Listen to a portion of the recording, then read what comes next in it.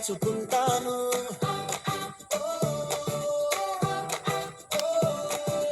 పాపం చేయకుండా ఉండటానికి మనసులో ఉంచుకుంటాను.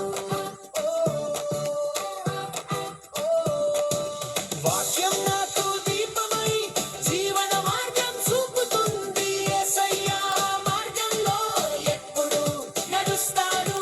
వాక్యం నాకు దీపమై జీవన మార్గం చూపుతుంది. యేసయ్యా మార్గంలో ఎప్పుడు నడుస్తాను.